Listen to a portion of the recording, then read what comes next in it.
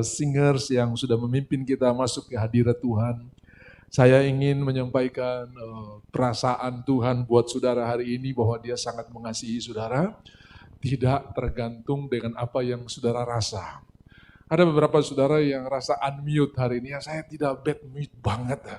Tadi saya tidak lupa kami bertengkar cuma soal kopi saja. Dan itu masih terbawa sampai di ibadah ini. Bapak Pendeta tadi di jalan kami sedikit bertengkar gara-gara ada peristiwa-peristiwa sepele. Saya mau berkata buat saudara, semua itu tidak menghalangi Tuhan untuk memberkati saudara. Karena Dia memberkati bukan karena kebaikan kita, tapi karena kebaikannya Dia. Saudara-saudara dikasihi oleh Tuhan. Jadi ada beberapa orang yang sangat tertuduh. Hari ini saya mau berkata bahwa semua tuduhan sudah dimenangkan oleh Tuhan dan engkau tidak perlu bergantung kepada apa yang kau rasa, tapi engkau bergantung kepada apa yang Tuhan kerjakan. Tuhan Yesus sangat mengasihi saudara sekali lagi dan Dia punya rencana yang luar biasa buat kita semua yang percaya, katakan amin. Kenapa saya tadi mau berkata mulai dengan kalimat ini?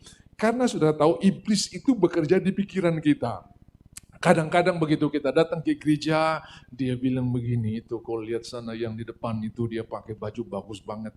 Lalu tiba-tiba dia serang lagi dari sisi kiri. Kau ini di rumah Tuhan baru kau berpikir kacau sekali. Bosnya sama saudara ya. Jadi dia serang kiri, serang kanan, akhirnya kita yang jadi tertuduh. Sudah tahu bahwa satu kerajaan kalau terpecah tidak akan kuat. Nah ini Tuhan berkata bahwa kamu mesti tahu bahwa manusia kadang-kadang ini jadi objek. Kadang-kadang kita bilang begini, yang di Jawa Timur itu lebih kuat daripada yang di Bali katanya ya. Kalau kita mesti kirim nih orang ini sama yang satu ada di Jawa Tengah, lebih dahsyat, lebih sakti. Bosnya sama, kelihatannya dia bertengkar, padahal bosnya satu. Ini dukun putih, ini dukun hitam, bosnya satu. Padahal saudara-saudara, kita yang jadi objeknya. Saya ingat di daerah saya, mereka suka bilang begini, ini kau mesti pergi ke pulau yang di depan itu dia punya orang lebih kencang daripada, pasti dia akan kasih kalah. Seolah-olah mereka berperang, mereka baku hajar. Padahal bosnya satu, kita yang jadi objeknya. Nah hari ini kita mesti tahu tipe muslihatnya, karena dia bekerja di pikiran kita, jangan izinkan ini dimasuki, izinkan kebenaran menguasai kita. Bahkan kadang-kadang ada orang bilang, aduh saya terlaku sekali tadi sebentar ibadah, saya buka Facebook Saya mau berkata buat saudara, Tuhan sempurnakan ibadahmu sampai di sorga, karena dia imam besar yang menyempurnakan setiap ibadah kita, dan semakin saudara sadar Tuhan mengasihi saudara, semakin engkau akan mengasihi Tuhan. Bisa bilang amin? Semakin saudara sadar bahwa Tuhan menyempurnakan ibadahmu, itu bukan jadi alasan untuk engkau tambah hancur, tapi engkau tambah setia. Semakin engkau sadar bahwa orang tua mengasihi saudara, engkau akan all out untuk buat sesuatu. Semakin engkau sadar Tuhan mengasihi saudara, engkau tidak usah didorong-dorong, engkau akan melakukannya karena kasih itu jadi pendorong yang luar biasa. Saya mau kasih tahu, Tuhan bukan pengambil, Tuhan pemberi. Kasih bukan mengambil, tapi kasih memberi. Nah beberapa waktu lalu ketika kami rapat Zoom, ada satu yang berkata begini, ingat baik-baik, semua yang ada pada kita itu dari Tuhan. Dan kalau kita tidak siap, Tuhan bisa ambil. Dalam hati saya, Tuhan yang mana? Tuhan tidak pernah mengambil apa yang diberikan buat kita. Karena di dalam Roma pasalnya yang ke-11 ayat 29, Allah tidak pernah menyesal akan semua yang diberikan buat kita. Nah saya bertanya, sudah jawab dalam hati saudara, pernahkah engkau menyesal memberikan sesuatu kepada seorang? Saya nyesal kalau saya tahu dia kayak gini, saya nggak akan kasih dulu, ternyata dia kurang ngajar. Nah saudara-saudara, Tuhan tidak pernah menyesal. Coba lihat ayatnya, Ibrani Roma pasal 11 ayat 29, sebab Allah tidak menyesali kasih karunia dan panggilannya, apa yang diberikan buat kita, tidak pernah dia sesali. Memang saudara, kalau saudara baca di kitab Ayub, ketika semuanya habis daripada Ayub, dia berkata begini, dengan telanjang aku datang ke bumi, dengan telanjang aku akan kembali. Tuhan yang memberi, Tuhan yang mengambil. Itu kata Ayub, tapi Ayub sebelumnya tidak tahu ada konferensi, ada perjanjian di sorga antara Tuhan dengan iblis. Karena Tuhan berkata, iblis bilang, bagaimana saya bisa sama dia, kau kasih perlindungan, oke, saya angkat perlindungan, tapi jiwanya tidak boleh kau bikin apa-apa. Sudah tahu, hartanya habis, anak-anaknya habis, bukan Tuhan. Kalau Tuhan ambil, masa Tuhan ganti 2 kali lipat? Ya gak mungkin lah, yang dicuri iblis Tuhan yang ganti. Bayangkan saudara, sampai musuh curi pun Tuhan bertanggung jawab untuk menggantinya. Karena kau terus dia musuh curi, kau cari sendiri, kau usah sendiri, no way. Tuhan bahkan mengganti apa yang dicuri oleh musuh. Bisa bilang amin? Jadi kasih bukan pengambil, kasih itu pemberi. Makanya Tuhan berikan yang terbaik dari sorga. Kita pernah berkata, sedangkan anaknya satu-satunya saja dia tidak sayangkan untuk diberikan kepada kita. Apalagi permintaan-permintaanmu yang nilainya tidak setinggi Yesus Kristus. Pemberian terbaik yang pernah diberikan sorga kepada manusia adalah Yesus Kristus.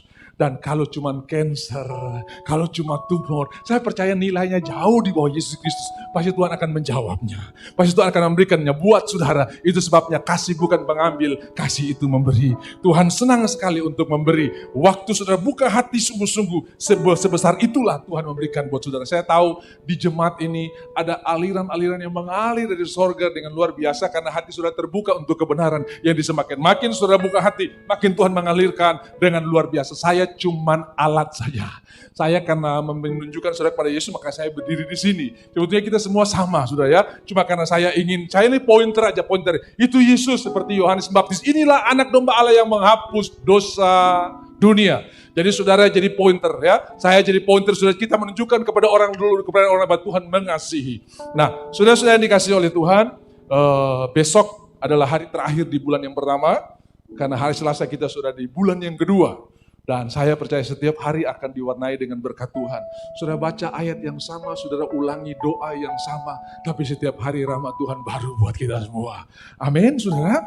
Alkitab berkata, ia membaharui kekuatanku seperti Raja Wali pada masa mudanya. Maka saya berdoa buat saudara makin hari makin sehat, makin hari makin diberkati. Kekuatan saudara makin hari makin dahsyat. Bisa bilang amin? Bisa bilang amin? Saudara tinggal mengklaim dan mengaminkan apa yang Tuhan ucapkan. Jadi mulai hari ini jangan bikin Mazmur 90 sebagai patokan hidup saudara, tapi Mazmur 91. Karena Mazmur 90 itu ditulis oleh Musa, 91 juga ditulis oleh Musa. 90 itu orang-orang di bawah hukuman, 91 itu orang-orang di bawah kasih karunia. Dan perbedaannya sangat luar biasa. 90, 70 sampai 80, dan 91 akan kukenyangkan dia dengan panjang umur, dan kuperlihatkan kepadanya keselamatan yang daripadaku. Jadi kalau hari ini ada yang umur 80 bilang begini, 81 ulang tahun, 82 ulang tahun, kalau Tuhan berdatang 85 tetap kita bikin ulang tahun, 86, 90 tetap sehat, tetap kuat diberkati oleh Tuhan. Bisa bilang amin? Jadi tidak ada yang bilang begini, saya seumur 72 tahun, sudah dapat bonus 2 tahun. Maksudnya apa? Kan Alkitab bilang 70, kalau kuat 80, saya 72, berarti saya sudah dapat bonus 72 tahun. Kaleb umur 85, Kaleb umur 85, bilang begini sama Yosua, mana sapu gunung? Dan Yosua berkata, ngaca. Kematian Yosua dicatat, kematian Kaleb tidak dicatat. Kenapa? Karena Kaleb panjang umur. Saudara tahu apa yang terjadi? Yosua bilang ngaca, lu umur berapa sekarang? Dan dia berkata begini, sekarang saya umur 85, dan saya masih kuat sama seperti dulu 40 tahun lalu kita mengintai negeri ini. Kaleb ada di dalam Mazmur 91. Musa yang tulis Mazmur 90, umurnya 120 tahun. Dan satu-satunya orang yang jalan ke kuburan hidup adalah Musa. Yang lain antar pakai ambulans, ya, bukan orang Toraja nih saudara ya. Orang Toraja kasih hidup mayat kasih kena kamera, blitz mati jatuh langsung saudara ya. Ini Musa kena kamera, orang foto dia bisa selfie. Mau kemana? Tuhan mau kubur saya hidup saudara ya. Ya, saudara-saudara, dia sangat menikmati hari-hari yang luar biasa. Nah, saya mau berkata buat saudara hari ini bahwa anugerah Tuhan cukup bagi kita untuk hidup berkemenangan. Saudara tahu apa itu anugerah? Kekuatan yang sudah disuplai dari surga buat saudara sehingga sudah cakap menanggung segala perkara. Jadi yang namanya kesabaran, yang namanya kelemah lembutan, itu bukan hasil usaha tapi hasil hubungan. Ranting-ranting yang keluarkan buah itu bukan hasil usaha, cuma karena dia melekat di pokok buahnya keluar di ranting-ranting itu. Yang setuju katakan amin. Semua bilang lemah lembut. Saya belajar di Papua itu lemah lembut kalau tidak berdaya. Mulai stroke, sulemah, terkekuatan baru lembut dengan istri. Aduh mama, dulu masih kuat, dia hajar kiri kanan saudara ya. Jadi lemah lembut itu bukan kau stroke baru kau jadi sayang istri, bukan saudara ya. Itu sulemah baru lembut saudara ya. Bukan ya. Karena kebanyakan di Papua nanti dia sulemah baru lembut. Selama dia masih kuat, pica-pica saudara ya. Ya? Bukan seperti itu. Nah, buah roh itu dimulai dengan kasih dan diakhiri dengan penguasaan diri, self-control. Itu bukan hasil upaya. Paulus pernah berusaha untuk melakukan buah-buah ini dengan kekuatannya dia. Sampai dia stres. Aku ingin berbuat yang baik tapi jahatlah yang kuperbuat. Dan dia berteriak dengan keras, siapa yang bisa menolong aku dari manusia celaka ini? Roma pasal 7 menulis stresnya Paulus. Roma pasal 8 menuliskan jawabannya. Syukur oleh Yesus Kristus. Lalu dia tulis pasal 8, hidup oleh roh. Jadi pada waktu kita bergantung kepada Tuhan, tanpa kita sadar, kesabaran terproduksi. Penguasaan diri mulai keluar. kelemah lembutan, murah hati mulai keluar. Dulu saudara nyesal berikan 2.000 saja sama tukang parkir. Makanya kau tunggu dia salah mata baru kau lari. Tapi sekarang kalau tukang parkir mata tampalin kau panggil, sini, saya belum bayar ini. Nah, kenapa? Ada buah yang keluar saudara ya. Dan saudara tidak pernah menyesal akan hal itu. Saya berdoa saudara akan bertumbuh dalam banyak hal, termasuk di bidang-bidang yang sederhana ini. Tapi saudara bertumbuh di sana. Bisa bilang amin? Saya percaya kalau ada 10 orang yang makan di rumah makan, terus giliran bayar 10-10-nya berdiri untuk bayar, itu pasti jemaat kop.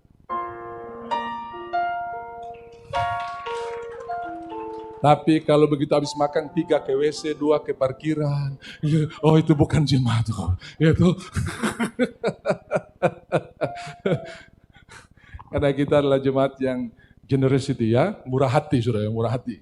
Nah, saudara yang dikasih oleh Tuhan, ya bilang dulu, saya setuju dengan pendeta itu. Ya jangan setuju-setuju, habis ini praktek saudara ya. Tentukan di mana kita akan makan. Haleluya. Bisa bilang amin? Nah, saudara-saudara yang dikasih oleh Tuhan, saya ingin menyampaikan apa yang diajarkan oleh Tuhan Yesus dalam Injil Matius pasal yang kelima. Itu rentetan khotbah di atas bukit dimulai dari pasal 5. Di dalam bahasa Indonesia Lembaga Alkitab menuliskan satu perikop atau judul ucapan bahagia. Ya, ucapan bahagia. Lalu dimulai dengan ayatnya yang kelima itu berbahagianya muncul. Berbahagialah. Nah, sebetulnya saudara-saudara di dalam bahasa Inggris, bahasa terjemahan asli disebut bless atau diberkati. Nah, berbahagia itu salah satu dari diberkati. Ya, jadi diberkati itu sangat dalam, sangat luas. Dan salah satu dari diberkati adalah berbahagia. Nah, di dalam Mazmur 128 itu berkat atas rumah tangga. Dimulai dengan kata bless sebetulnya. Tapi di bahasa Indonesia dibilang berbahagialah orang yang takut akan Tuhan. Tapi mari kita lihat ucapan berkat ini ya, saya bisa bilang ucapan berkat ya. Di dalamnya pasti ada kebahagiaan, di dalam berkat Tuhan pasti ada kebahagiaan. Nah, bless are those. Lalu saudara dia ajar tentang berbahagia di atas bukit ya. Dan kemudian dia sambung dengan doa ya. Dia mengajarkan tentang doa. Kalau saudara baca di dalam pasalnya yang ke-6, itu masih rentetan khotbah di bukit ya. Dimulai dengan hal memberi, lalu perkop yang kedua itu hal berdoa. Dan Tuhan mengajarkan kepada kita bagaimana kita berdoa. Dan biasanya beberapa gereja selalu mengucapkan doa ini di akhir doa syafaat. Ya, seperti yang diajarkan oleh Tuhan, serentak jemaat mulai mengucapkannya rame-rame. Bapa kami di dalam surga, dimuliakanlah namamu. Nah, saudara kita perhatikan baik-baik karena ada hal-hal yang indah yang ingin saya sampaikan buat saudara mengawali bulan yang kedua ini. Bagaimana Tuhan memberikan berkat atas hidup kita. Senang sekali Tuhan memberkati kita. Ingat saya mulai tadi dia bukan mengambil tapi dia memberi. Waktu manusia pertama kali diciptakan yang keluar dari mulut Tuhan adalah berkat. Sekali lagi saudara tadi saya khotbah, laki-laki perempuan itu masalah kelahiran. Lesbi, banci, gay itu masalah proses. Karena nggak ada saudara yang melahirkan terus dokter bilang, aduh minta maaf anak ibu lesbi ini. Tidak ada saudara ya. Aduh tidak ada ya. Tidak ada. Aduh. Jenis kelaminnya apa? Aduh minta maaf ini banci. Nggak ada saudara ya. Laki perempuan adalah masalah kelahiran. Tapi lesbi gay itu masalah proses. Lingkungan bisa membentuk warna kita. Saya sudah sampaikan kepada saudara, ada satu keluarga, bapaknya pelaut, 6 bulan sekali baru pulang. Dia punya 4 anak, 1 pria, 3 wanita. Saudara ya. Jadi di rumah pria itu sendiri diapit oleh 4 perempuan sama mamanya. Saudara ya. Jadi tiap hari dia lihat lipstick, eyeshadow, yang lain. Jadi dia bilang daripada saya aneh sendiri, ikut-ikutan. Lingkungan juga bisa membentuk seperti itu, saudara. Karena dia dilingkupi oleh orang-orang yang bergaul terus dengan lipstick, eyeshadow dan sebagainya, akhirnya lama-lama dia bisa terpengaruh, saudara ya. Nah, ada juga karena jenis kelamin yang tidak diinginkan. Ada orang bilang ini, pokoknya saya anak pertama Tuhan harus laki-laki. Dia beli mainan laki-laki, baju laki-laki, nama disiapkan Stefanus, yang lahir Stefani, saudara ya. Itu masalah mulai muncul, saudara ya. Waduh, saudara ya. Jenis kelamin yang tidak diinginkan juga bisa menjadi pemicu untuk terjadi konflik di dalam rumah. Sedikit-sedikit bertengkar, padahal bukan dia yang salah, sedikit-sedikit. Nah, waktu saya khotbah hal ini, jenis kelamin yang kita paksakan, padahal Alkitab tulis engkau bentuk buah pinggang itu ada kaitan dengan jenis kelamin. Ada satu bapak yang dia lihat begini, waduh, ini khotbah buat saya ini. Habis ibadah, dia bilang begini, Pak Pendeta, ini saya ingat saya khotbah di salah satu wake yang ada di Tanah Hitam. Pak Pendeta, besok boleh datang ke doakan saya. Kenapa? Itu yang tadi Bapak khotbah itu buat saya. Maksudnya, saya tuh ingin sekali anak laki-laki, tapi yang lahir perempuan, dan mulai hari itu kita gak pernah cocok sampai hari ini, dan dia sudah tamat SMA, mau pergi di sekolah, kami masih terus berantem, Bapak tolong berdoa, saya sudah dengar firman Tuhan, saya sudah sadar sekarang. Saudara, oke. Jadi seorang perwira polisi, sudah saya jemput dia, saya datang di kantornya, kemudian dia masih pakai baju dia bilang, jangan keluar rumah hari ini, Pak Pendeta mau datang berdoa buat kita. Oke, siap. Sampai di sana saya lihat istrinya duduk di situ, anak perempuan yang dia tidak suka itu duduk di sebelah istrinya, kemudian dia duduk di dekat istrinya dan saya mulai belum berdoa, belum baca ayat. Baru saya tanya begini, Dek, kamu tahu nggak kalau bapakmu itu kecewa kamu perempuan, kamu tahu nggak? Hari ini bapakmu mau terima kau karena dia sudah ngerti. Kau itu pemberian Tuhan yang luar biasa. Belum suruh dong berpelukan dong, dua lompat dari kursi dan mujizat terjadi, saudara. Di wajah mereka muncul angka 1111. Air mata dan air ingus turun semua, saudara ya. 1111, saudara ya. Wah, dan pemulihan terjadi. Wih, itu mulai hari itu dia anak kemana saja biasa telepon, mama mana ini, papa mana, papa mana. Pemulihan terjadi. Tidak ada yang tidak bisa dipulihkan oleh Tuhan, saudara ya. Jadi saudara-saudara lihat bahwa 5-6 tahun masa prasekolah, 9 bulan 10 hari dalam kandungan dan 5-6 tahun masa prasekolah bisa membentuk warna kita seperti apa.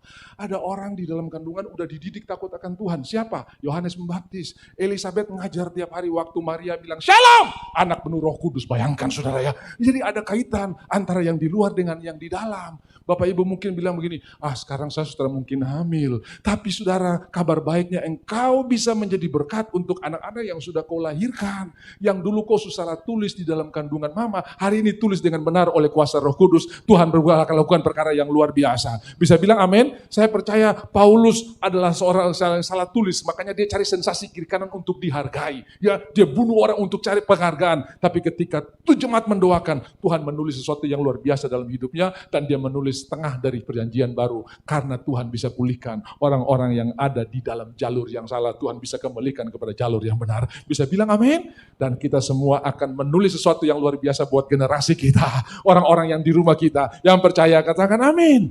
Jadi kalau ada orang saudara-saudara yang mengandung bilang begini, ini buatan tangan Tuhan. Mau laki perempuan, ini perbuatan Tuhan yang luar biasa. Dek, Tuhan Yesus baik. Saya ingat ada seorang yang mengerti hal ini ketika tahu bahwa istrinya hamil, mereka mulai membiasakan diri untuk mengajak anak dalam kandungan, karena itu kehidupan. Ya, engkau melihat selagi aku bakal anak, bahkan belum jadi anak, Tuhan sudah lihat ya, engkau telah jadi begitu mereka tahu sudah terjadi pembuahan, mereka mulai ajak.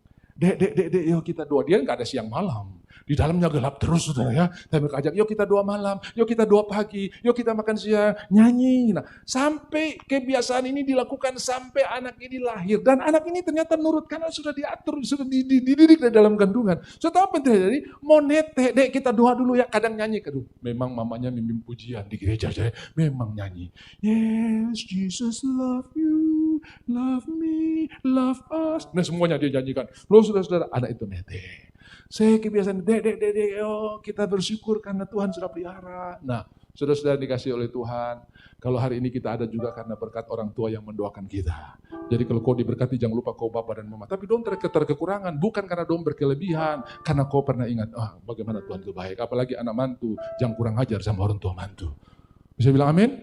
Ada di sini anak mantu yang pernah kasih invest buat ini, mama saya kasih susu buat dia karena saya mau jadikan dia istri ya, biar nggak ada, sudah terima, sudah jadi, barang jadi ya, sudah jadi semua baru kok kurang ajar lagi saudara. Ya toh?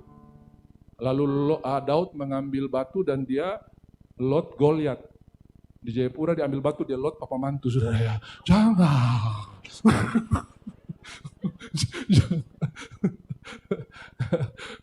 Bisa bilang amin?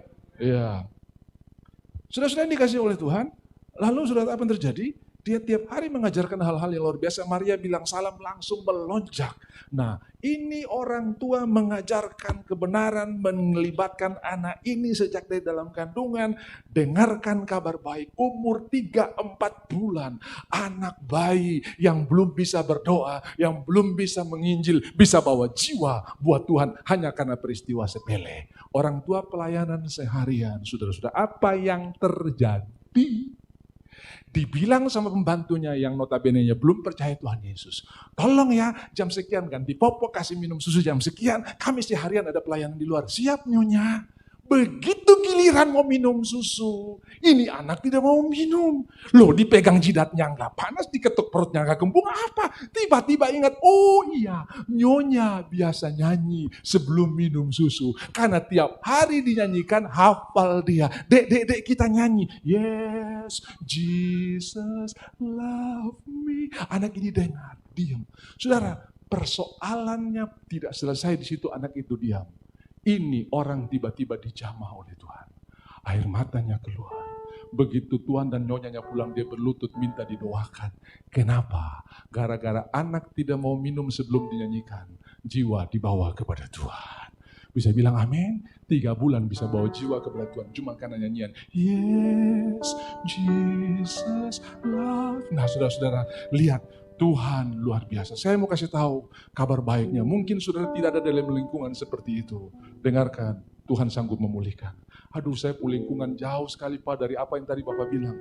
Tuhan tidak pernah berhutang dan dia akan kembalikan hal yang hilang berlipat kali ganda. Bisa bilang amin? Kau rugi sekali, kau tersama dia di keluarga bagus, kau terbagus, makanya kau alami sekarang ini. No way. Tuhan sanggup melakukan perkara dan dia bisa pulihkan hal-hal yang luar biasa. Saya dibesarkan dalam keluarga dan saya ini firstborn, anak pertama. Sudah tahu anak pertama itu kadang-kadang dipaksa untuk jadi orang tua sejak kecil. Karena dia mesti jadi pelindung buat adik-adiknya. Kalau bagi ikan, kau sudah besar dong masih kecil. Dia 2, saya 1, saudara. Cuma 2 jadi pendeta atau jadi penjahat. Tunggu, papa pergi kok habis, saudara. Kira-kira begitu ya. Kira-kira begitu, saudara. Dan saya di bawah ada 5, saudara ya. Saya yang di bawah saya ada adik-adik 5. Saudara tahu apa yang terjadi? Saya mesti nanggung 5 kapal angin ini. Saya harus tanggung. Makanya anak nomor 1 tuh kadang-kadang buat keputusan lama sekali. Karena mikir risiko yang bakal timbul. Dia tersalah saja dapat pica-pica, apalagi dia salah, saudara ya. Tapi anak nomor 2, nomor 3 itu kadang-kadang gak mikir. Kenapa? Ada yang tanggung. Salah, kakak tanggung. Makanya kalau dia jadi pemimpin perusahaan itu ada baik, ada bahaya juga. Karena gak pikir risiko, saudara. Ingat, sekarang kalau kau jadi pemimpin perusahaan, kau kakak sudah ada di situ. Kau sendiri yang harus tanggung. Jangan sampai kau kebiasaan biasa tanggung oleh kakak, terbawa sampai di perusahaan. Ya, jadi saudara saya selalu mikir begitu adik nangis, Nobel, padahal bukan saya yang salah ini saudara, dia yang salah ini. Pokoknya pica-pica saudara ya. Ada 2 saja, kau dapat hajar waktu papa pergi, atau saya jadi pendeta, itu saja saudara. Ternyata saya jadi pendeta saudara ya. Nah, saya ingat satu waktu, orang tua saya pergi pelayanan. Saya punya adik nomor 4, itu masih netek. Ini dong pelayanan lupa pulang saudara ya.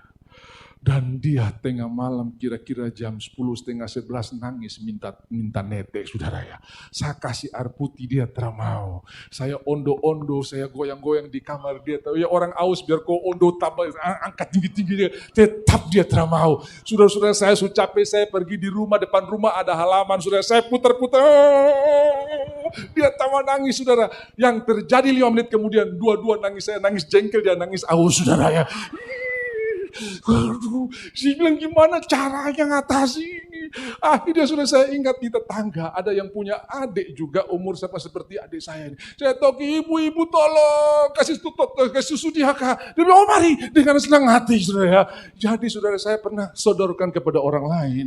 Cuma gara-gara saya sudah tidak tahu bagaimana mengatasinya. Begitu mama saya pulang, dia bilang, kenapa kau mau ke sana? Ya habis saya tidak punya susu untuk memberikan dia. Saudara. Waduh. Tapi saudara-saudara, itu membentuk saya untuk belajar bahwa ada Bapa yang sangat mengasihi kita, yang mau buat apa saja supaya kita bisa berbahagia. Dan Tuhan berkata lewat firman-Nya dalam Rut pasal yang ketiga. Naomi itu sampai tidak tahan ngomong begini, "Hei Rut, tidak tahukah engkau bahwa aku sementara memikirkan kebahagiaanmu?" Saya percaya ada satu yang lebih hebat dari Naomi di sorga, yaitu Tuhan sementara bilang, "Hei jemaat Tuhan, kamu tidak tahu 2022 saya sementara pikir kebahagiaanmu. Aku bukan punya rancangan kecelakaan tapi damai sejahtera. Aku sementara pikir bagaimana supaya engkau bisa berbahagia, bagaimana supaya engkau bisa menang." Dan dia tidak pernah akan menyerah dengan saudara. Dia pasti akan terus berjalan untuk membawa saudara kepada kemenangan yang luar biasa. Yang percaya katakan amin. Jadi tidak perlu takut karena kita tidak mendasarkan hidup kita di atas apa yang kita lihat, tapi apa yang kita percayai. Ekonomi kita bukan ada di bumi, tapi ada dalam kerajaan surga. Makanya ukur segala sesuatu bukan dengan kemampuan saudara, tapi dengan kemampuan Tuhan. Haleluya. Bisa bilang amin. Jadi saudara-saudara, lepaskan berkat. Anak-anak itu akan perkasa di muka bumi ketika mereka dididik takut akan Tuhan. Tadi di akhir doa di ibadah satu saya bilang begini, tak usah takut kopo anak yang di Jogja, yang di Jakarta. Dengar-dengar di sana banyak narkoba. Di kampus juga sekarang sudah ada peredaran narkoba. Jangan di kampus, anak-anak SMP pun sekarang bisa jadi pengedar. Narkoba udah masuk, jangan takut. Anak-anak kita akan diberkati dan dilindungi oleh Tuhan. Ucapkan berkat, terima kasih Tuhan, karena ada malaikat yang memandang wajah Bapa di sorga, dan Tuhan aku serahkan mereka dalam tangan Tuhan. Haleluya. Ada seorang oma yang punya cucu sedikit nakal. Dan oma ini bilang begini, "Cucu kau dengar, waktu oma berdoa, biar kau ditabrak mobil di jalan, oma akan keluar. Kau ingat baik-baik ya. Oma kalau sudah berdoa, biar mobil tabrak kau berteriak, tolong, oma akan keluar." Artinya apa? Dia sementara mendidik cucunya untuk sungguh-sungguh takut akan Tuhan lebih daripada segalanya. Bisa bilang amin? Nah kita lihat bagaimana Tuhan menyerahkan doa Bapa kami. Dikatakan yang pertama, berdoalah demikian, Bapa, Ayah, Father ya. Bahasa Aram itu Abah. Ini bukan Bapa dalam pengertian kamus WJS Purwadarminta itu sebutan untuk laki-laki terhormat kata Bapa, tapi ini sebetulnya ayah. Ya. Waktu Tuhan mengajarkan doa Bapa kami dimulai dengan kata ayah. Ya di Papua Bapa sedikit kabur saudara ya. Karena tukang pukul dong panggil Bapak, selamat pagi Bapak. Baru habis ajar orang nih Bapak. Ini lagi mabuk pun Bapak, semua Bapak. Nah kalau kita pakai ukuran ini akan jadi kabur sekali. Saya bersyukur kita tahu bahwa kata yang sebenarnya daripada Bapak di sini adalah ayah. Saya sudah sebutkan dan cerita buat saudara bagaimana seorang pengkhotbah wanita yang ketika memasuki umur 65 tahun, dia mulai lupa-lupa ingat. Kadang dia taruh kunci di dapur, cari di ruang tamu. Lalu dia mulai tarik garis keturunan. Sapu Papa 67, Pantiwerda, Alzheimer. Sapu Opa agak lumayan sedikit, 69. Jangan-jangan saya juga mewarisi penyakit yang sama. Karena ini sudah ada di dalam generasi dan keturunan saya. Ketika dia berdoa Bapa kami, Tuhan hentikan dia di kalimat yang pertama. Bapa kami di dalam sorga. Dan Tuhan tanya, kau mau tarik garis keturunan dari kopu Bapa yang 65 sudah masuk panti jompo, atau kau mau tarik dari kopu Bapa di sorga yang selama-lamanya tetap diberkati oleh Tuhan. Dia bilang, yes saya mau tarik dari garis keturunan Bapa di sorga. Dan tiap hari dia memperkatakan, aku keturunan ilahi, aku punya DNA Bapa di sorga. Saudara tahu hari ini dia berkhotbah tidak pakai Alkitab, dia punya ingatan dikembalikan jauh lebih hebat daripada sebelumnya. Dan dia tarik garis keturunan dari Bapa di sorga terjadi dalam hidupnya. Aduh, Dasar setua pikiran. Alkitab tulis dia membaharui kekuatan kita seperti Raja Wali pada masa mudanya. Bilang kiri kanan jangan kalah dengan Raja Wali. Kenapa Raja Wali bisa umur 80 tahun, fresh? Pada umur 40 tahun Raja Wali diperhadapkan dengan pilihan mau mati atau mau lanjut hidup. Dan dia akan naik ke bukit yang paling tinggi, sudah tidak bisa tangkap makanan lagi, tidak bisa tangkap mangsa lagi karena dia punya kuku sudah melengkung, gak bisa pegang sesuatu.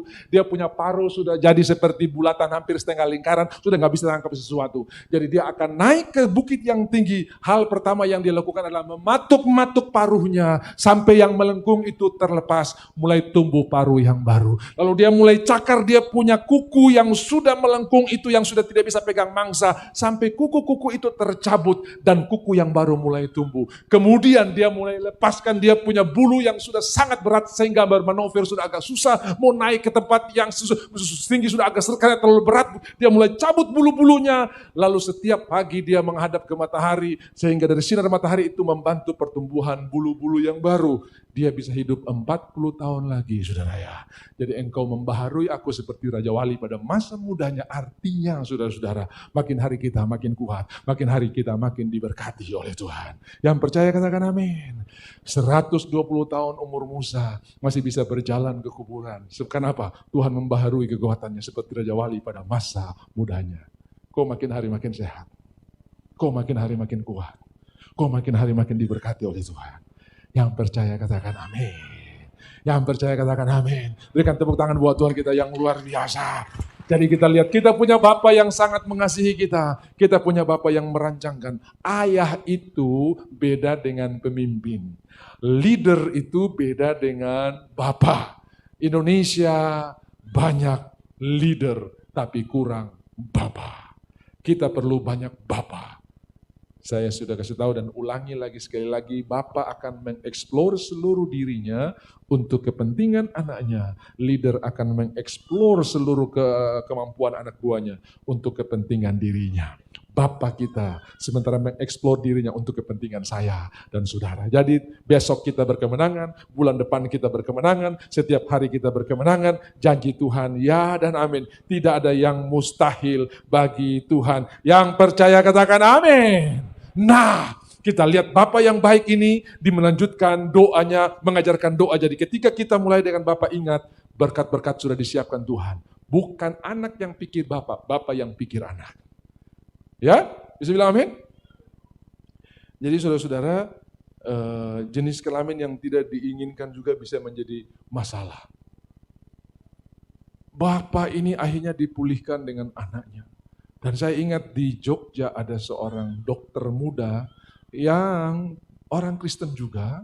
Nah, dia pingin sekali anak pertama itu laki-laki. Karena dia dokter umur kandungan 5-6 bulan, dia buru-buru USG dan cari tahu. Begitu dia USG, dia cuma ngomong begini, ya wedok. Cuma ngomong begitu saudara, ya perempuan.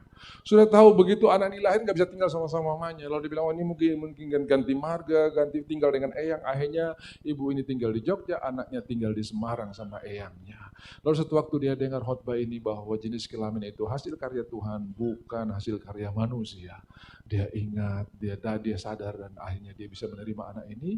Dia tanya sama pendeta, saya bisa bikin apa supaya pulih dengan anak saya. Tuhan akan kasih petunjuk, tiba-tiba dia dapat petunjuk, dia tulis surat. Nah, mama minta maaf karena mama tahu waktu mama tahu engkau perempuan, mama sangat kecewa. Tapi sekarang mama tahu kamu adalah pemberian Tuhan yang luar biasa. Ampuni mama ya nak. Sebulan kemudian anak dan mama sudah gandeng tangan jalan sama-sama. Tidak ada yang sakit lagi, malah sehat. Karena tidak ada yang tidak bisa dipulihkan oleh Tuhan. Kabar baiknya tidak ada yang tidak bisa dipulihkan oleh Tuhan. Tuhan sanggup memulihkan. Dan anak ini bertumbuh dalam berkat Tuhan. Dia menjadi pemenang yang luar biasa. Setuju katakan amin. Jadi Tuhan punya rencana, tidak ada rencana Tuhan yang gagal. Amin. Lanjut lagi, boleh lanjut ya? Nah, begitu Tuhan ajarin dari Bapa, rentetan-rentetan di bawah, saudara. Saya bilang begini, kenapa banyak orang sulit sekali mengampuni? Karena dia lewatkan berkat yang dari atas. Karena pengampunan itu ada di tengah-tengah. Ampunilah kami seperti kami mengampuni orang yang bersalah kepada kami. Itu sebetulnya akan gampang dan mudah ketika kita menyadari siapa Bapa kita, kasih karunia-Nya diberikan buat kita, lalu dia ajarkan begini. Datanglah kerajaanmu. Saya ada dalam pemerintahan ilahi. Saya ada dalam pemerintahan kerajaan sorga yang sangat berbeda dengan pemerintahan yang ada di bumi ini. Di sorga hukumnya memberi, di sorga hukumnya menabur, dan tidak pernah berkekurangan. Sehingga kitab Amsal berkata, ada orang yang menghemat dengan luar biasa, tapi selalu berkekurangan. Ada orang yang menghambur dengan dahsyatnya, tapi tidak berkekurangan. Ini hukum kerajaan sorga. Haleluya. Datanglah kerajaanmu, jadilah kehendakmu, sambung di bumi seperti di surga. Apa artinya? Kita yang menyesuaikan diri dengan sorga, bukan sorga yang menyesuaikan diri dengan kita. Saya kasih tahu saudara, seluruh kemampuanmu, S1, S2, S3mu, ada saatnya tidak bisa menyelesaikan persoalan yang sudah hadapi, kecuali kebenaran ada di tengah-tengah saudara. Ada saatnya di saat semua ilmu daripada Simon Petrus tidak bisa menyelesaikan badai yang hampir menenggelamkan kapal mereka. Tapi ketika saatnya kebenaran bangkit, semua jadi selesai. Hei angin, hei badai, tenanglah. Ketika kebenaran memerintah dalam kita, ada saatnya hal-hal yang di luar kemampuan kita tidak bisa kita handle. Kebenaran sanggup menyelesaikannya. Di mana ada kebenaran, di sana pasti ada jawaban dan jalan keluar. Silakan saudara, kebenaran memerintah di dalam saudara. Bisa bilang amin? Jadi kalau kebenaran saudara tidak akan terintimidasi. Saudara pulang dengan berkat Tuhan. Terima kasih Tuhan karena Engkau sempurnakan ibadahku. Memang tadi sementara ibadah ada hal-hal yang saya lakukan, tapi terima kasih.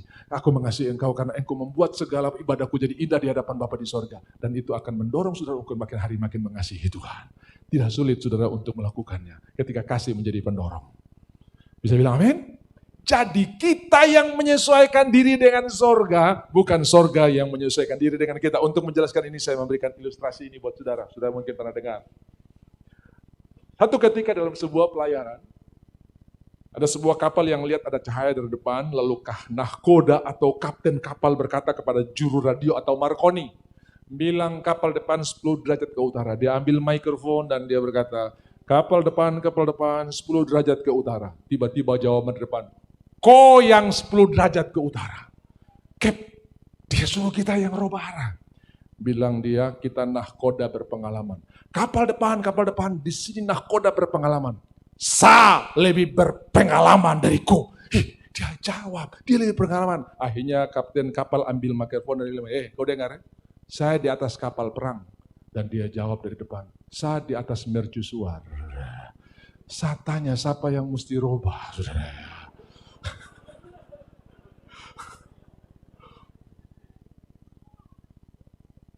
Batu karang yang teguh, Engkau perlindungan. Tuhan itu kebenarannya nggak bisa dirubah. Saudara. Kita yang menyesuaikan diri dengan mercusuar, bukan mercusuar yang menyesuaikan diri dengan kita. Kita yang menyesuaikan diri dengan kebenaran firman Tuhan, karena firman Tuhan itu kekal selama-lamanya.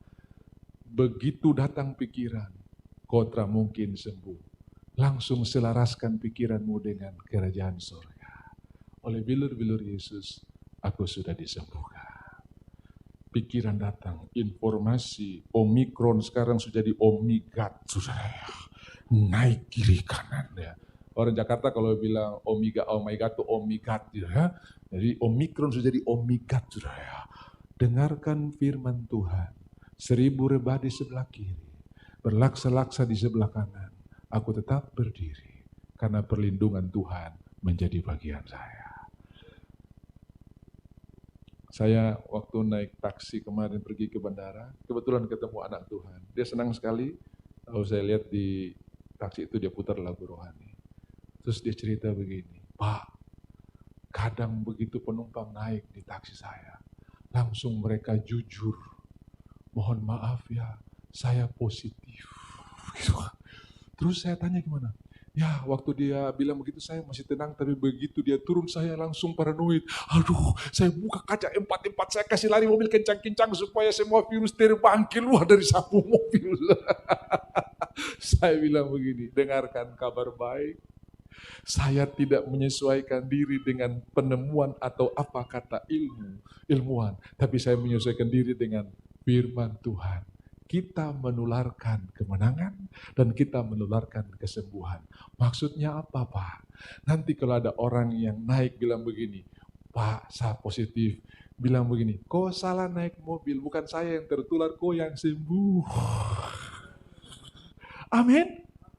Karena kita bangun di atas penebusan yang sudah dikerjakan oleh Tuhan. Waktu Tuhan pegang orang kusta, bukan Tuhan jadi najis. Orang kusta yang sembuh. Sementara kalau orang kusta mau menyeberang jalan atau masuk di keramaian, dia mesti berteriak, najis, najis. Supaya tidak ada orang yang sentuh dia dan jadi najis. Karena kalau ada orang yang suci sentuh orang kusta itu yang membuat orang suci jadi najis. Tapi di dalam perjanjian baru Tuhan yang kudus pegang orang najis. Bukan Tuhan jadi najis, orang najis yang jadi kudus. Jadi bilang begini, kok salah naik mobil.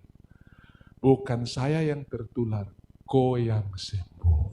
Tiba-tiba rohnya melonjak, dia bilang, amin Pak Pendeta. Saya akan cari-cari siapa yang positif naik sebuah mobil, tapi kalau ada, saya akan bilang, kok yang sembuh, bukan saya yang tertular. Pak Willy pernah alami ini di tanjakan Entrop sana ya, di depan Surabaya Motor. Lagi makan bakso di sebelah kiri itu, ada orang kecelakaan. Itu tukang pemilik bakso dan Pak Willy langsung datang untuk bantu. Begitu mereka angkat, singkirkan orang itu. Dia bilang begini, mohon maaf Pak, saya positif. Yang punya bakso lari langsung ganti baju, dia mandi, dia sampo 5 kali, sabun 5 kali. Dia bilang, aduh jangan-jangan saya tertular. Pak Willy bilang, Tuhan akan menyembuhkan engkau, dan dalam waktu singkat engkau akan diberkati Tuhan.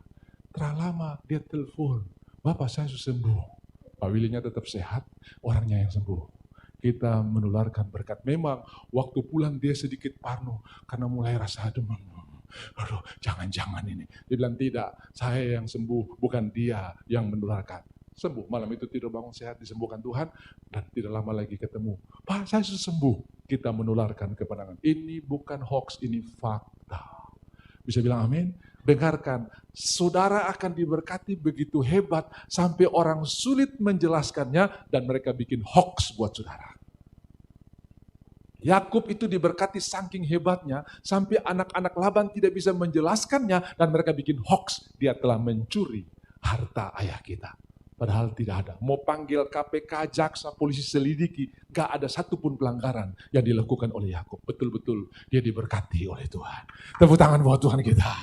Ini yang disebut dengan berkat Tuhanlah yang membuat kaya. Susah payah tidak menambahinya. Kata susah payah tidak menambahinya dalam bahasa Inggris ditulis, He adds no trouble to it. Artinya tidak ada masalah di dalamnya. Kalau itu berkat Tuhan, tidak ada masalah di dalamnya. Dan saya percaya Tuhan akan berkati saudara sampai orang bilang, kalau terang korupsi, terang mungkin.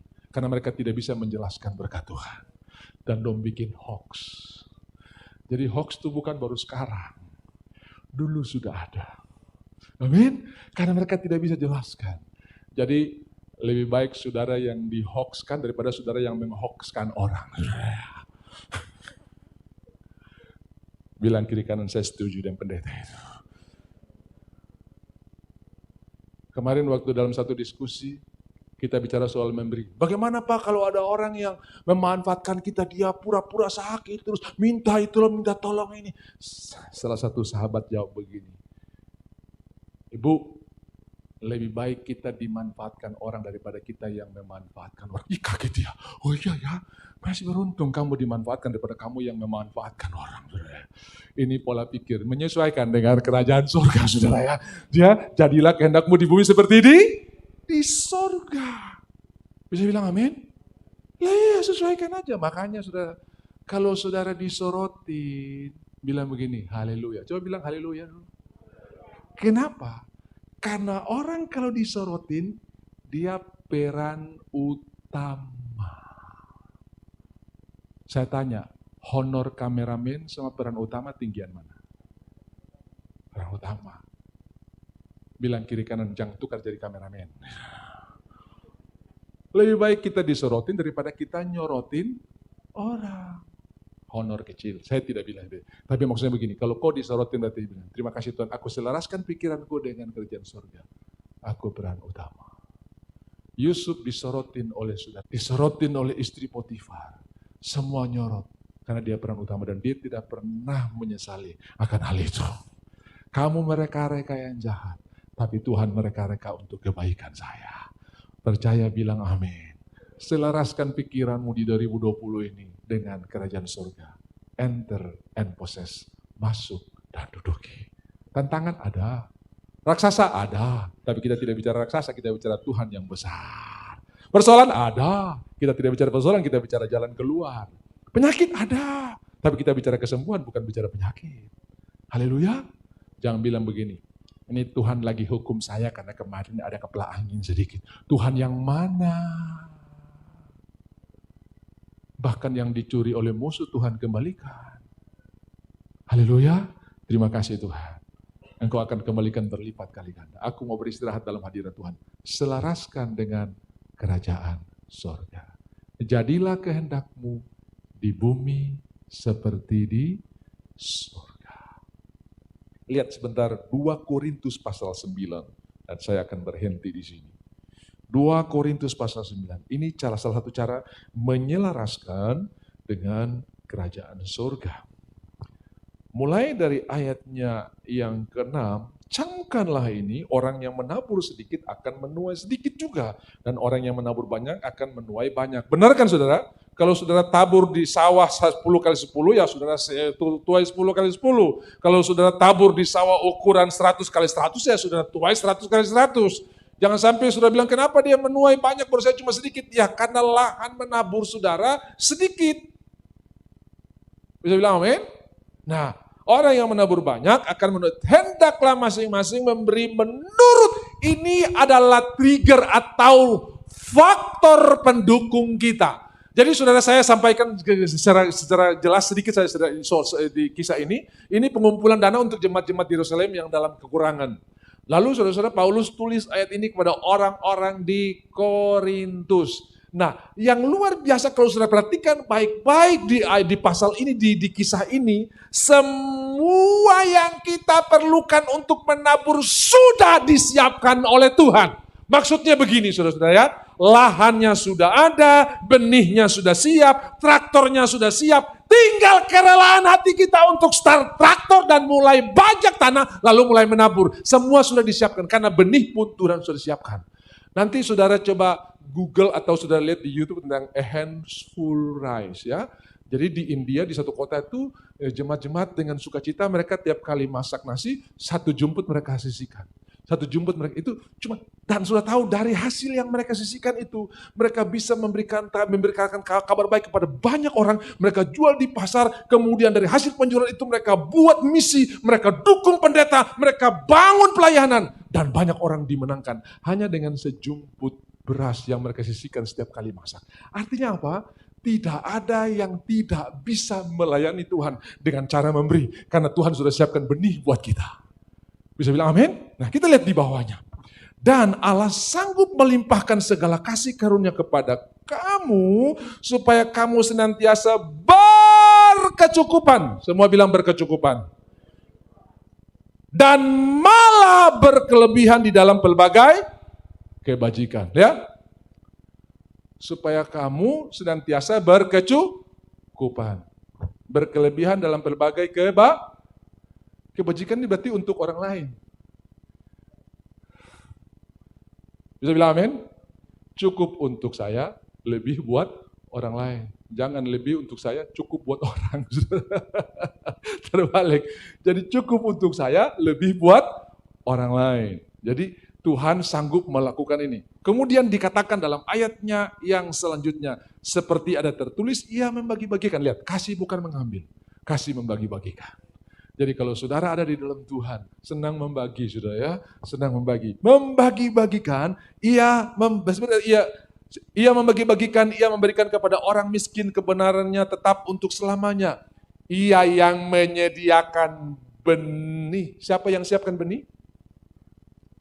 Tuhan, iya. Siapa yang siapkan benih? Tuhan, ia yang menyiapkan benih. Hari ini kalau saya bisa menabur, karena Tuhan yang menyiapkan benih. Saya bilang amin. Orang berdebat mana dulu ayam atau telur. Ya, ada yang tanya. Menurut kamu mana dulu, telur atau ayam?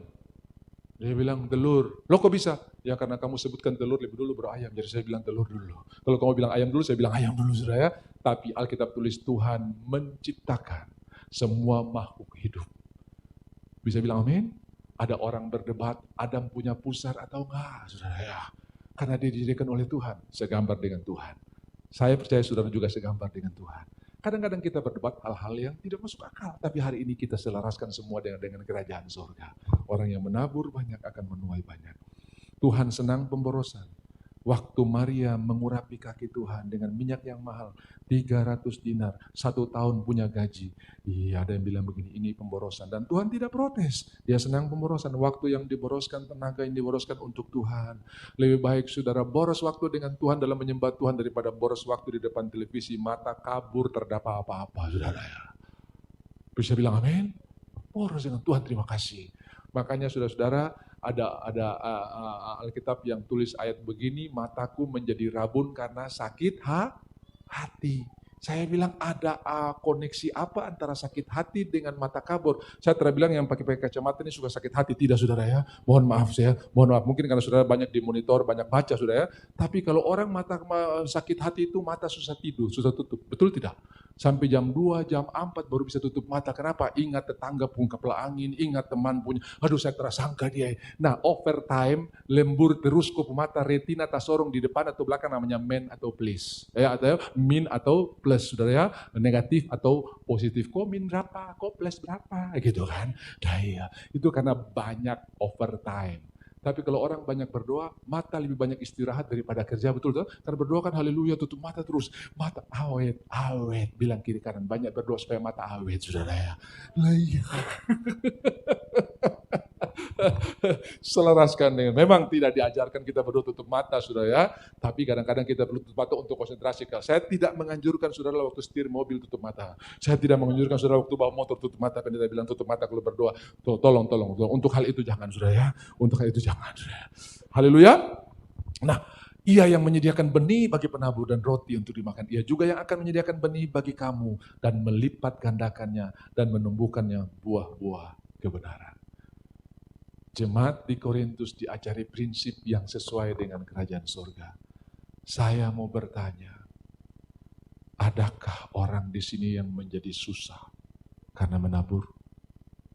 Belum pernah saya lihat ada orang yang menjadi miskin karena menabur. Belum pernah. Karena Alkitab tidak mungkin salah. Lalu menaburlah Ishak.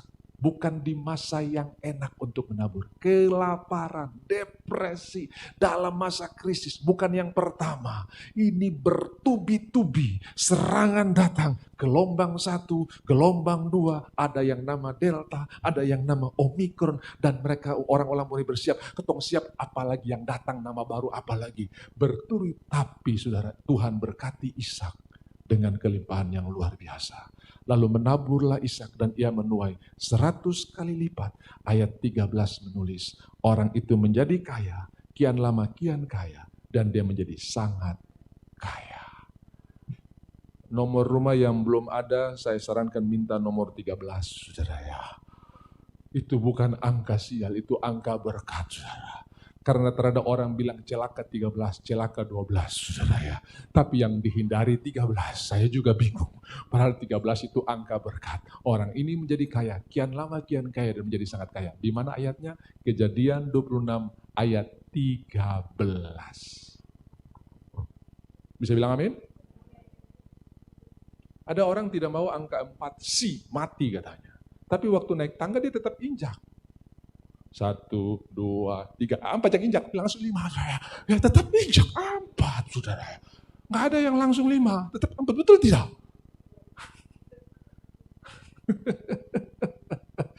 Kadang fakta di lapangan dan yang di pikiran itu beda, ini bahaya. Ada orang berpikir lain, berkata lain, bertindak lain. Ini namanya kelainan.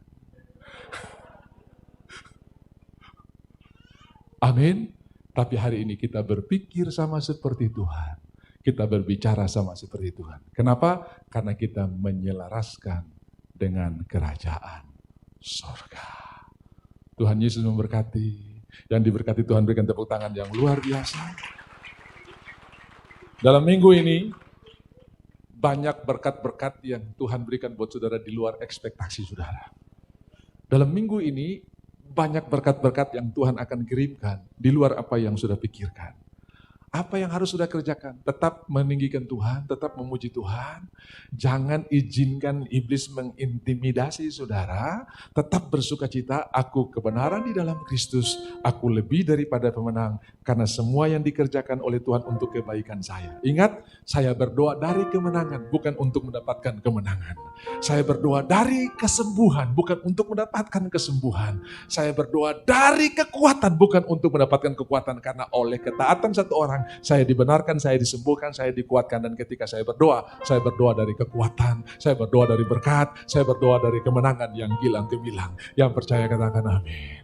Mari kita bangkit berdiri dan kita berkata, Tuhan Engkau baik, Engkau luar biasa, Engkau indah, Engkau ajaib. Sungguh aku percaya tiada yang mustahil bagi Tuhan. Karena itu segala sesuatu aku selaraskan dengan pikiran Tuhan. Tuhan Engkau ajaib bagiku, tak ada yang tak mungkin, tak ada yang tak mungkin bagiku.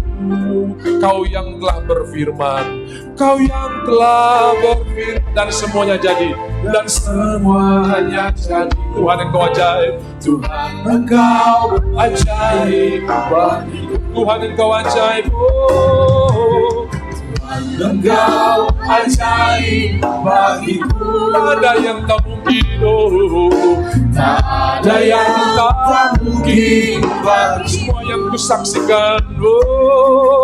Semua yang kusaksikan, perbuatan tanganmu, perbuatan Tuhan Engkau ajaib, Tuhan Engkau ajaib. Sungguh ku percaya, oh. Sungguh ku percaya, tiada yang mustahil, tiada yang mustahil, masih ada, mujizat masih ada dalam hidupku.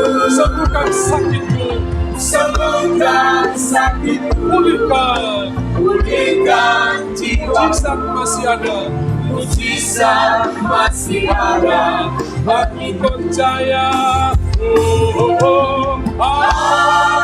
Aku percaya berkat-Mu yang kebajikan, kemudahan selalu mengikutiku. Ku puji, ku sembahkan Tuhan. Saya percaya tidak ada yang sia-sia yang kita lakukan untuk Tuhan. Mari saya akan berkati dan berdoa benih yang sudah siapkan. Entah saudara sudah siapkan di rumah atau baru sekarang sudah mengerjakannya. Tuhan akan memberkati setiap benih yang engkau tabur. Tuhan Yesus, Engkau yang berikan benih bagi penabur. Dan kami semua Engkau siapkan yang terbaik. Hari ini hamba tahu tidak ada yang kembali dengan sia-sia. Bahkan Tuhan yang berjanji 30, 60, bahkan 100 kali ganda. Ishak menabur 100 kali ganda. Bahkan ahli ekonomi tidak bisa menjelaskan bagaimana hal itu bisa terjadi. Yakub menuai dengan luar biasa ternak yang sangat berkelimpahan. Hal-hal yang hilang dikembalikan oleh Tuhan. Kami tahu waktu kami memberi, kami memberikan akses bagi kerajaan sorga untuk mencurahkan berkat yang luar biasa. Di dalam nama Tuhan Yesus, semua kekhawatiran akan diganti dengan pengharapan. Sehingga selang-selang yang dari sorga tidak terhimpit, tidak terjepit. Kami lepaskan berkat dalam hidup kami. Tidak ada lagi yang takut tentang hari esok. Yang ada adalah hari esok yang penuh harapan. Dan kami akan lihat di minggu ini, selang-selang dari kerajaan surga akan tercurah dengan luar biasa. Hikmat diberikan, ketenangan diberikan. Dan kami mengerjakan pekerjaan-pekerjaan berhasil berlipat kali ganda. 100 kali ganda akan menjadi bagian saudara. Korabaya sekatakan ala basando. Dalam nama Tuhan Yesus, setiap benih yang akan ditabur diberkati oleh Tuhan. Kami percaya kutuk kemiskinan, kutuk-kutuk ketamakan sudah dipatahkan. Dan kami sementara dan sedang menikmati keindahan daripada menabur. Dan Tuhan memberkati kami berlimpah-limpah. Dalam nama Tuhan Yesus, kami siap menabur dengan sukacita. Haleluya.